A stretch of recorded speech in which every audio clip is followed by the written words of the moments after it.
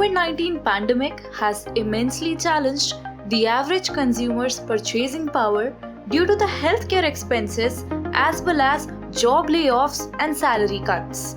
Altogether, staying inside has led to an e-commerce boom with people looking for safer ways to shop, which is online. Picture this. You are on a lookout for shoes and you spot a very nice pair worth rupees 4,000 on an e-commerce app, but it is a bit out of your budget.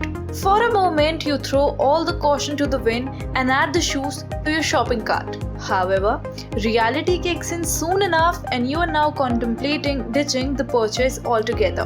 And then, suddenly, out of the blue, the app suggests a buy now, pay later alternative.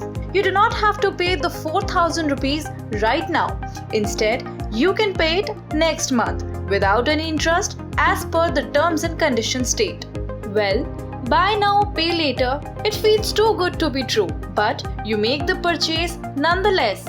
But you're left wondering, why are they letting you buy a product right now without even getting you to pay for it? Well, here is the thing. BNPL is designed in a way to make a large purchase look more palatable. Imagine if somebody wasn't offering you this alternative, you would have probably ditched the purchase altogether and the e-commerce retailer would have lost out on a potential sale. This could have been bad. So when companies in India offer a BNPL solution, it's too hard to miss out. It is estimated that almost 20% of all the digital transactions in India were converted into pay later schemes last year.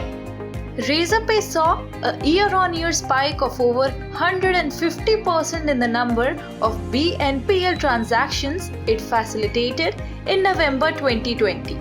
Local BNPL players include Pine Labs, Ola Postpaid Plus, Zest Money, Capital Float, Simple, PayU India, ePay Later, etc. In the BNPL case, the provider will pay the e-commerce retailer rupees 4,000 on your behalf after deducting a small fee. Then they will collect it from you the next month. If you do not pay up, they may charge a late fee. But that is about it. This is how they make a bulk of their revenues. And while there is a real possibility that some of these people may not pay up, it is something upon which the BNPL companies have to take some other actions. Now for e-commerce companies, food delivery apps and other such entities, this is a very nice opportunity to drive up the transactions. They can get you to commit to repeat purchases and larger order values. Plus, there is a less friction while transactioning. And for BNPL companies, it is a decent opportunity to make their commissions. Having said that, however, there are also some risks involved. For one, most BNPL companies still facilitate small transactions. And truth be told, margins are terrible here. So it could get a bit ugly if they cannot judge the risk properly. But what is still unknown is the impact BNPL will have on the consumer behavior. Well, BNPL plans also make impulse buying even easier. If you struggle with spending too much on your credit cards, buy now, pay later could tempt you to rack up even more debt outside of your credit card limits. These payment programs are typically used for wants and not for needs.